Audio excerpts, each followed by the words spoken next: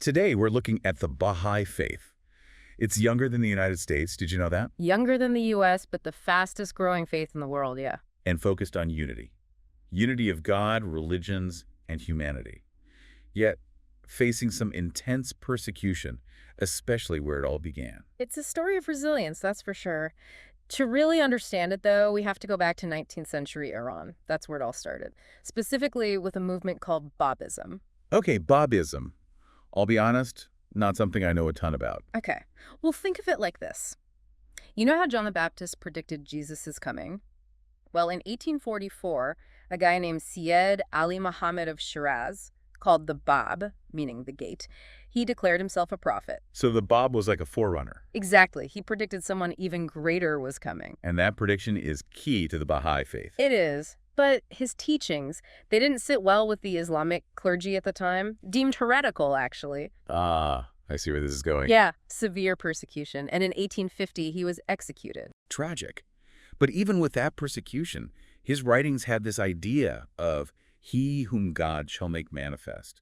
Powerful concept to leave behind. Absolutely. And it really set the stage for the Bahá'í Faith to emerge. And this is where Baha'u'lláh comes in, a devoted follower of the Bab. He became the one who claimed to be that promised messenger. Wow, that's a tough act to follow. To say the least. A Baha, by the way, means glory of God. Quite a title to take on. And constant opposition, you know. After announcing his mission in 1863, years of imprisonment, exile, from Baghdad to Constantinople, Adrianople, finally ending up in Akka. Which is present-day Israel. Right, present-day Israel. And during all of this, he wrote extensively, laying the foundation for Baha'i beliefs, laws, all of it. So he wasn't just a spiritual leader, but a prolific writer, too. Oh, yeah. And it's important to mention, he wasn't alone in all of this. He had a son, Abdul-Baha. Who, if I'm not mistaken, became the leader after Baha'u'lláh passed away in 1892. You got it. Abdul-Baha, meaning servant of Baha, was really instrumental in spreading the teachings internationally. Carrying the torch, so to speak. So what happened after Abdul-Baha? Well, when he died in 1921, leadership transitioned to his grandson, Shoghi Effendi. He became the guardian of the Baha'i Faith. For 36 years, he focused on translating texts, building the administrative structure, really getting things organized for the faith to expand globally. Like laying the groundwork. So from the Bab to Baha'u'lláh, then Abdul-Baha, and now Shoghi Effendi. That's a pretty clear line of succession. It is. And today, the Baha'i community worldwide is guided by the Universal House of Justice. It's an elected body based in Haifa, Israel. Interesting transition, right? From one individual to an elected group. It does make you wonder, for someone like me, just starting to learn about the Baha'i Faith, what are those core beliefs that have drawn so many people in? It's the fastest growing religion in the world, after all. Well, it's built on 3 pillars: the unity of God, the unity of religion, and the unity of humanity. Seeing interconnectedness in everything. That sounds profound. But honestly, the idea of unity, it can feel a little abstract sometimes. What does it actually mean to believe in the unity of God? Well, think of it like this. They believe in one God, the creator of everything. Like the sun, right? Its light shines on everyone no matter what they believe. Same with God's love and guidance. It's for everyone. Okay, that's a great analogy. And how does unity apply to religion? That seems tricky with so many different beliefs out there. That's where it gets really interesting. They see all religions as connected, like chapters in one big book, you could say. And meaning? They believe God has revealed his will over time through messengers. Like, think of Buddha, Krishna, Moses, Jesus, Muhammad. They're all part of that same story, each bringing teachings for their time and place. Instead of seeing religions as competing, they see them as complementary. Exactly. Recognizing a shared purpose. Powerful idea, especially today. I mean, religious divisions are at the heart of so much conflict. Makes you think, maybe this kind of thinking is the key to more peace and understanding in the world. It's a question worth exploring for sure. And the Baha'i teachings definitely offer a different perspective on how we might get there. It's all fascinating, but how does this unity play out in the lives of Baha'is? They're a global community.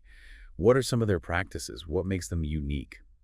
Well, there's estimated to be around 8 million Baha'is all over the world, and it's the fastest growing religion globally. It's not just a belief system, it's a way of life. So how does that translate into action? Well, their social principles are all about equality between men and women, eliminating prejudice, advocating for world peace.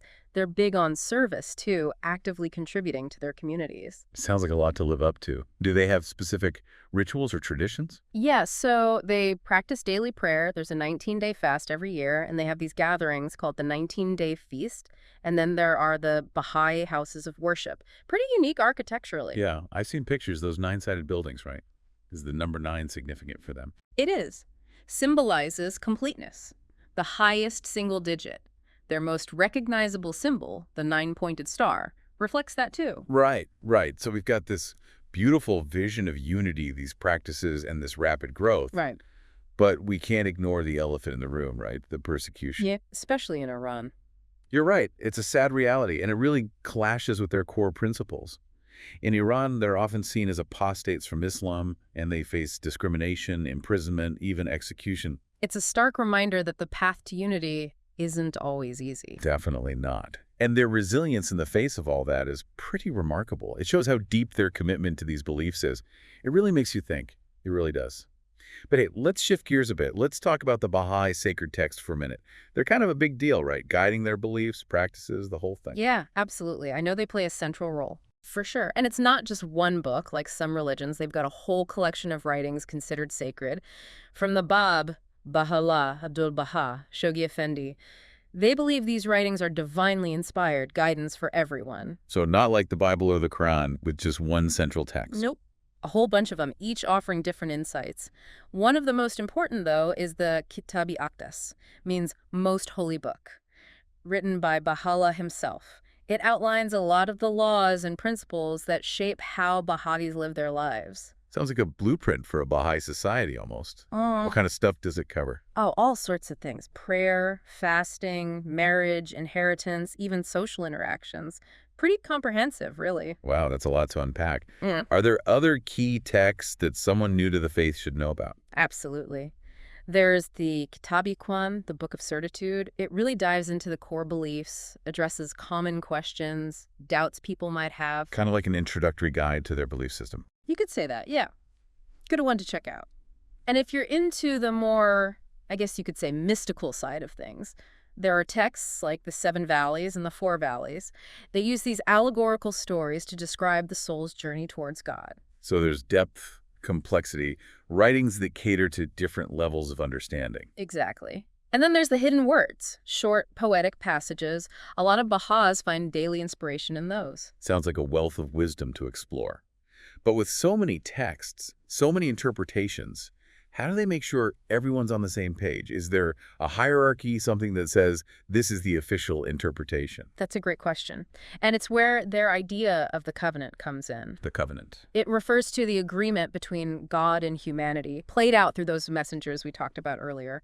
It establishes a clear line of authority when it comes to understanding the writings. So who has the final say? Ultimately, it's the Universal House of Justice. Remember, that's the elected governing body. But they also heavily rely on the interpretations of Abdu'l-Baha and Shoghi Effendi. Their interpretations carry a lot of weight. So it's like a multi-layered system, keeps things consistent as the faith spreads and grows. Exactly. Maintaining unity and integrity is super important to them. You know, this whole idea of unity and working together, it comes up in their relationship with the United Nations, too. Yeah, we touched on their involvement in development earlier, but I'm curious about their engagement with the UN. What's the motivation there? Why be so active on that global stage? Well, it goes back to those core beliefs, right? The oneness of humanity, that vision of a unified world. In fact, Baha'u'lláh actually wrote about the need for a world government in this day and age, recognition that we're all interconnected, that global cooperation is essential. So they see the UN as, I don't know, a step towards that. Absolutely. They see it as a vital tool for peace, understanding, and tackling global challenges. It's not about promoting their own faith. It's about contributing to the betterment of everyone. And their commitment to the UN really speaks to their belief in the inherent worth of every human being. No matter their background, their beliefs, it's a strong message.